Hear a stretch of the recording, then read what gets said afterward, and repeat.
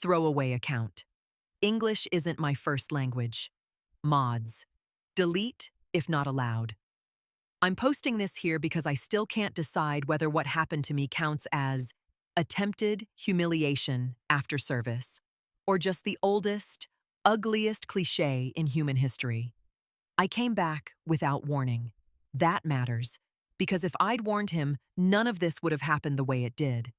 My uniform still smelled like dust, metal, and smoke, the kind of smell that doesn't come out in one wash. My hands were shaking, not from exhaustion, but from something colder. That instinct you get when your body knows something before your brain does. The key slid into the lock far too easily. That was the first red flag. He always double-locked when he was alone. From the bedroom, I heard laughter. A woman's, light, careless, comfortable. I remember thinking, wow. I survived checkpoints, sirens, nights without sleep. And this is how my brain finally shuts down. I pushed the door open. He was standing by the wardrobe, half-dressed, fumbling with a shirt like a teenager caught sneaking out. On our bed, was a woman I'd never seen before, wrapped in my robe, the one with the loose sleeve I loved. I didn't scream, I didn't cry. I just heard myself say, "What are you doing here?" He went pale, like genuinely pale. For half a second, I saw real fear. Then it vanished. Too fast.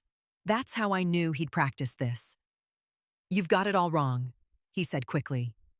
This is my cousin." I looked at her. She looked away immediately. Too fast. People who are innocent don't flinch like that. "Your cousin?" I asked very calmly. "What's her name?" There was a pause. 2 seconds. 3. "Lena," she said instead of him. That's when my phone rang. The neighbor. "Are you home already?" she asked. Her voice was tense. "Listen, I didn't know how to tell you." "Tell me what?" "He has different women here every week, really." "I've seen it. He even told them to park farther away so no one would notice." I lowered the phone slowly. Behind me, he was already talking. Excuses, shouting. Anger, pretending to be confidence. I didn't hear him anymore. I just thought one thing, very clearly. The war was more honest than the man waiting for me at home. That was the moment everything shifted. Looking back now, this part is the hardest to admit. Not because it hurts the most, but because it makes me realize how much I ignored. Before my service, before the uniform, before the silence hardened me, the humiliation didn't start loudly. It crept in, soft, casual, disguised as jokes and concern. At first, it was little things. He stopped introducing me properly. Not my partner anymore, just my name. Sometimes not even that. He'd interrupt me mid-sentence around friends, finish my thoughts wrong, then laugh like I was the awkward one. "You're tired," he'd say. "Service prep is messing with your head." I wasn't even deployed yet, and somehow I was already damaged goods. Then came the comments about my body. Not insults. No, that would have been too obvious. Just observations. "You've gotten tense. You don't smile like you used to. You're not very soft anymore." Soft. Like that was my job. When I got my deployment notice, something in him shifted. He didn't say he was proud. He said, "Don't change too much over there, okay?" As if I was going on vacation and might come back inconvenient. The week before I left, I caught him scrolling his phone and smiling in that specific way. You know the one. The not-for-you smile. When I asked, he didn't even bother lying properly. "Just people from work." People. Plural. I remember feeling stupid for even asking. That was his specialty, making my instincts feel dramatic. The real humiliation came the night his friends came over. Someone joked about me playing soldier. Another asked if I'd be able to handle real stress. He didn't defend me. He laughed. Actually, worse. He added, "She'll be fine. She always comes back eventually." As if I was a bad habit. not a human being about to disappear into something dangerous. That night, alone in the bathroom, I stared at myself in the mirror and felt this strange split. Part of me was furious. Part of me was already leaving. When I kissed him goodbye days later, he hugged me loosely, distracted. His phone buzzed during it. I told myself I was imagining things. Turns out, humiliation doesn't always look like screaming or cheating. Sometimes it looks like being slowly erased, so that when you finally disappear, no one thinks it's strange. I didn't throw anything. I didn't slap him. I didn't even raise my voice. That surprised him more than anything else. He was still talking when I turned back from the phone call. Words spilling out fast, overlapping, like if he kept talking long enough, reality would bend. You're overreacting. You've changed since service. You're paranoid. You're aggressive now, you know that? Aggressive. I stood there in dusty boots, uniform still creased from travel, listening to a man who hadn't survived a single day of what I had explain my emotions to me. You left me alone for months, he said, finally hitting what he thought was the winning argument. What was I supposed to do? That's when I looked straight at him and said calmly, "Wait." Just one word. He blinked, like I'd slapped him. "Don't talk to me like you're the victim," I continued. My voice didn't shake. That scared him. "You didn't make a mistake. You built a routine." The woman on the bed, Lena, pulled the robe tighter around herself. She wouldn't meet my eyes now. "You think you're better than me now, don't you?" he snapped, "walking around in that uniform like it makes you special." There it was, the real insult. "You think you're tough?" He laughed nervously. "Out there pretending to be brave, while real life happens here." I took a step closer. He took one back. That's when I knew he remembered who I was before and who I might be now. "You humiliated me," he said suddenly, louder, like he needed witnesses. "Coming back unannounced. Embarrassing me in my own home." I almost smiled. "This isn't your home anymore," I said. "And you did this to yourself long before I walked through that door." He opened his mouth again, probably to insult me, probably to call me cold or broken or unfeminine. I didn't wait. I walked past him, into the bedroom, and started packing my things. Behind me, he went quiet. Silence is terrifying when you realize you've lost control of the story. I didn't break down that night.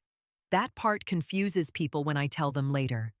They expect tears on the kitchen floor, shaking hands, something dramatic enough to make sense of betrayal. Instead, I felt empty, clean, almost, like something rotten had finally been cut out. I slept in the spare room, still in my uniform, boots by the bed, muscle memory, safety. He didn't come near me, didn't knock, didn't apologize. Around 3 a.m., the anger finally showed up. Not explosive anger, focused anger. I stared at the ceiling and replayed everything. The jokes, the dismissive looks, the way he'd slowly trained me to doubt my instincts. I realized how often I'd minimized myself just to keep peace. That hurt more than the cheating. By morning, the shock wore off and something sharper replaced it. Grief, not for him, but for the version of me who'd waited, who'd trusted, who'd believed love meant endurance. I went outside to smoke, hands steady now. The neighbor was there, avoiding my eyes. "I'm sorry," she said quietly. "I didn't think you'd come back like this. Like this. Uniform. Spine straight. Awake." That's when it hit me how people saw me now. Not as someone to be protected or dismissed, but as something unpredictable, dangerous to underestimate. I felt rage, yes, but also relief. Because humiliation only works if you accept it. And somewhere between the desert nights and the long silences, I'd learned something crucial. They could take my trust. They could waste my time. But they didn't get to define what I was worth. By the time the sun came up, I wasn't shaking anymore. I was planning. This is where people usually expect the revenge montage. Me screaming, me destroying his things, me exposing him online in some dramatic post with screenshots and captions. That didn't happen. Not yet. What happened instead was quieter and far more unsettling for everyone involved. The morning after, he acted like nothing had changed. I'm serious. He walked into the kitchen, poured coffee, didn't look at me, and said, "We'll talk when you've calmed down." I almost laughed. I just returned from service, from a place where calm meant learning to breathe while your hands are shaking and the ground might explode. And this man, who couldn't survive one honest conversation, had decided I was hysterical. He sat across from me, scrolling his phone, fully convinced he still controlled the timeline. "You've been gone a long time," he added casually. "People change. You can't expect things to just freeze." That's when I realized something important. He didn't think he'd been caught. He thought he was being negotiated with. I didn't answer. I just stood up, walked into the bedroom, and took my documents out of my bag. Deployment papers, medical clearances, service records, the stuff I'd kept on me the entire time. He watched me from the doorway, confused. "What are you doing?" "Making sure you don't lie to me again," I said. That annoyed him. "You're acting cold, like you don't feel anything anymore." There it was again, the favorite insult. Broken, unfeminine, unreachable. He leaned against the doorframe, arms crossed. "You know, men talk.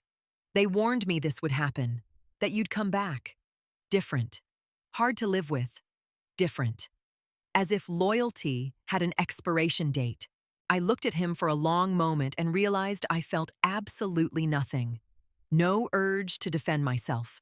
No need to explain my worth. That terrified him. People like him don't fear anger. They fear indifference. By noon, he was irritated that I wasn't reacting. He tried new angles. "So what now? You going to threaten me? Hit me? Is that what they taught you?" I set my phone down on the table. "No," I said. "I'm just deciding what version of my life you're not going to be in." That's when the switch flipped. His voice sharpened. "Don't get dramatic. You wouldn't survive on your own. You've been gone too long. You don't even know how things work here anymore." There it was. The humiliation attempt. The final card. And for the first time since I'd walked through that door, I felt a spark of something almost grateful. Because he'd made his mistake. He still thought I'd come back to resume my old life. He didn't understand that service doesn't just teach you how to endure pressure. It teaches you how to leave without hesitation. That afternoon, I packed properly, slowly, deliberately. Every item I took was something I'd earned, bought, or survived with. He hovered, growing more nervous. "Where are you going?" "Somewhere you can't follow," I replied. By evening, his tone changed again, softer, apologetic. He offered dinner, suggested therapy, even said the word family like it still meant something. I didn't respond, because the decision had already been made. Not revenge, not yet. First, distance. And distance, as I learned later, scared him more than any threat ever could. I left the apartment that evening with 2 bags and a spine that felt straighter than it had in years. I didn't tell him where I was going. I didn't need to. The kind of man who thinks he owns you also believes you'll always come back. What I didn't expect was how fast he would try to rewrite the story. 3 days later, I ran into his brother at the grocery store. Not accidentally. He was waiting near the entrance like he'd planned it. "Wow," he said, looking me up and down. "Still wearing that military posture, huh?" I nodded politely. That seemed to unsettle him. "My brother's worried about you." He continued, lowering his voice in a way meant to sound caring. Says you came back. Unstable. Distant. Aggressive. There it was. The narrative. I felt that old, familiar heat in my chest. The one that used to push me to explain myself, to justify, to soften my edges so other people wouldn't feel uncomfortable. I didn't do that anymore. Interesting, I said, because he didn't seem worried when he was sleeping with strangers in my bed. His face froze. I walked past him, heart pounding but steps steady. That wasn't the end of it. A week later, I found out he'd told mutual friends I'd changed too much after service, that I was cold, that I scared him, that he'd tried his best. One of them messaged me, trying to play mediator. Maybe you should be understanding. Service messes people up. I stared at my phone for a long time before answering. You're right, I typed. It messes up people who expect you to come back smaller. The real humiliation attempt came at a family gathering. His family. I went because our child was there, and I wasn't about to disappear quietly from my own life. They seated me at the far end of the table. His mother didn't look at me once. Someone joked about how I probably barked orders. Now. Another asked if I planned to stay in uniform forever. He watched, smiled, let it happen. Then his uncle leaned back in his chair and said loudly, "So tell me, was it worth it? Leaving your family to play hero?" The table went quiet. I put my fork down, carefully. I didn't leave my family, I said. I left a man who couldn't stay loyal for 6 months. You could hear the air leave the room. He choked on his drink. You don't have to lie, he snapped, face red. Everyone knows you came back. Different. I looked straight at him. Yes, I said. I came back able to recognize disrespect immediately. That's when his cousin, the same one who'd once laughed at jokes about me, asked, "Wait, you mean that service?" Silence. I pulled out my phone, opened a photo I rarely showed anyone. Me, in uniform, name visible, unit visible.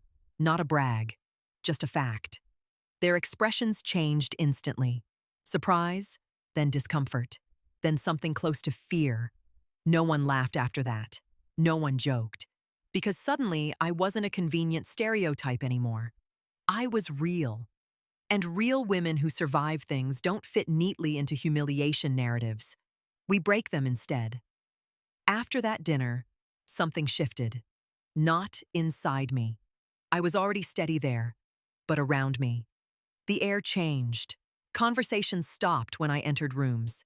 People who used to speak about me suddenly started speaking to me, carefully, like they were handling something fragile and dangerous at the same time. He didn't like that. 2 days later, he showed up where I was staying. No warning, no message, just him, standing outside like he still had the right. We need to talk, he said, voice low, urgent. You embarrassed me. There it was. Not, I'm sorry. Not I hurt you. You embarrassed me. I didn't invite him in.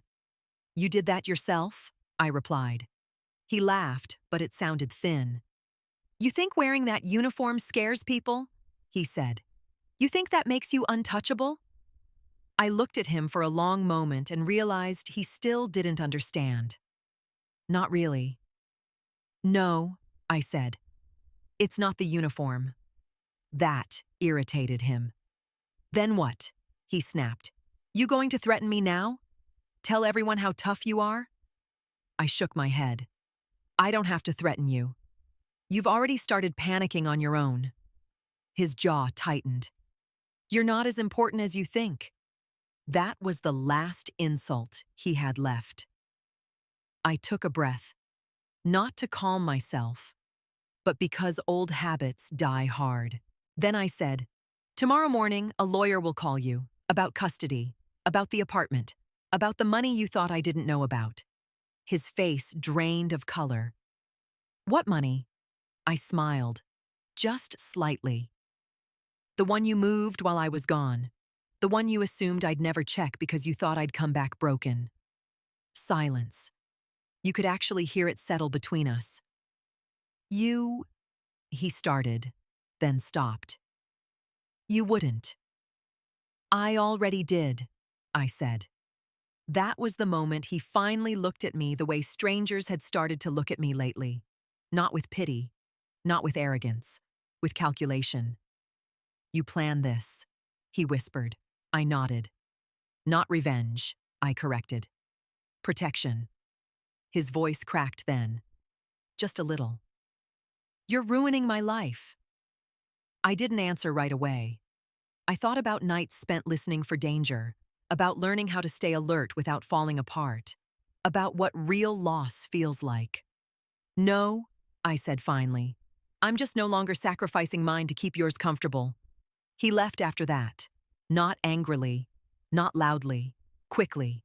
Like someone who finally understood he'd misjudged the terrain. Later that night, my phone exploded with messages. His sister, an aunt. Someone asking if we could talk this out privately. That's when it hit me. They weren't horrified by what he'd done. They were horrified that I wasn't quiet anymore. And for the first time since I came back, I felt something close to satisfaction. Not because I'd won, but because I'd stopped losing. Not all battles end with explosions. Some end the moment your opponent realizes you're no longer afraid. Here's the part people don't talk about when they imagine standing up for yourself. There's no applause. There's just a strange, echoing quiet, and a lot of people suddenly deciding you're too much. Once it became clear I wasn't backing down, the tone around me shifted again. Not hostile this time. Careful. Polite. Like everyone had collectively agreed I was no longer safe to provoke, but also no longer convenient to support. Friends I'd known for years stopped inviting me out. Conversations went dry. Messages took days to get replies, if they came at all. One mutual friend finally said it out loud over coffee. You make people uncomfortable now. I didn't argue. I just asked, why? She stirred her drink too long before answering. Because you don't explain yourself anymore. You don't soften things. You don't pretend. That tracked. Before service, before everything, I'd been the one smoothing edges, laughing things off, making sure no one felt awkward, even at my own expense. Now I just existed. Direct. Unapologetic. Still polite, still calm, but unwilling to carry other people's guilt for them. Apparently, that's threatening. The legal stuff moved fast after that. Faster than he expected. Turns out, when you assume someone is naive, you also assume they won't check bank records, emails, timelines. You assume they won't document, won't prepare. Service taught me many things. One of them was this. If something feels wrong, collect evidence quietly. When his lawyer contacted mine, the tone was very different from the man who'd once laughed at me in our kitchen. Careful, measured, nervous. He started texting me again. Long messages this time. Emotional ones. I never meant to hurt you. You know I was under stress. We can fix this. I didn't respond. Because here's another thing no one tells you. Once you see someone clearly, you can't unsee them. The humiliation he'd tried to put on me, calling me unstable, aggressive, broken after service. It stopped working the moment I stopped internalizing it. And without that power, all he had left were words echoing into nothing. The hardest night came unexpectedly. I was alone, sitting on the floor of the place I'd moved into. Boxes still unpacked. The quiet heavier than I expected. That's when it hit me. Not anger, not rage, but grief. Not for him. For the years I'd spent shrinking. For the girl who thought love meant patience without limits. For the version of me who'd stayed quiet because she thought strength had to look gentle to be acceptable. I cried then. Really cried. Not from humiliation, but from release. And that's important. So I'll say it clearly for anyone reading this who's been through something similar. Crying doesn't undo your strength. It confirms it. The next morning, I woke up lighter. Not happy, not triumphant, but solid. And solid is enough to build a future on. A few weeks after everything went quiet, I realized something unsettling. I wasn't angry anymore. That scared me more than the rage ever did. Anger is loud. Anger gives you something to push against. Anger makes people take you seriously in a way they understand. Calm? Calm confuses them. The custody hearing was the first time I saw him after the lawyer conversation. He looked smaller. Not physically, emotionally. Like someone who'd rehearsed confidence in the mirror and forgotten the lines halfway through. He tried once more in the hallway. "You don't have to do this," he said. Low voice, eyes darting. "We can keep it civil." Civil. As if everything before this hadn't been a quiet campaign to paint me as unstable. I looked at him and realized I didn't need him to understand me. I just needed him to stop having access to me. "We are being civil," I replied. "Through professionals." That was when it finally landed for him. I wasn't fighting him. I was removing him. Inside the courtroom, something interesting happened. The version of me he'd described, the volatile, aggressive woman changed by service, never showed up. I answered questions clearly. I didn't over-explain. I didn't perform pain. I didn't perform strength either. I just told the truth. His lawyer tried to push. "Would you say your experiences made you more confrontational?" I paused, looked straight ahead. "They made me less willing to tolerate disrespect." The judge didn't even blink. He, on the other hand, did. Afterward, people avoided eye contact. Not because I'd lost, but because they realized the story they'd quietly believed didn't match reality. That's the thing about humiliation narratives. They collapse under calm scrutiny. Later that day, one of his friends, someone who'd once laughed at those jokes, sent me a message. "I didn't know it was that bad. You seemed fine."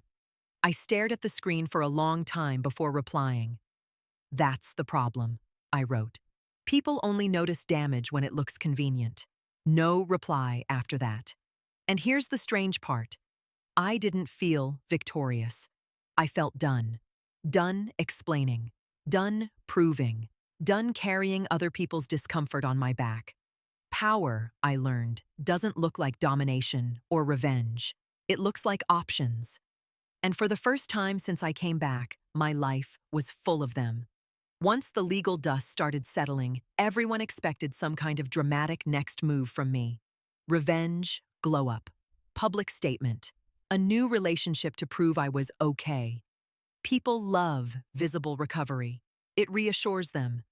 What they didn't expect was how boring my choice looked from the outside. I chose stability. Not the kind that looks impressive on social media, but the kind that lets you sleep without your jaw clenched. I didn't go back to the old apartment.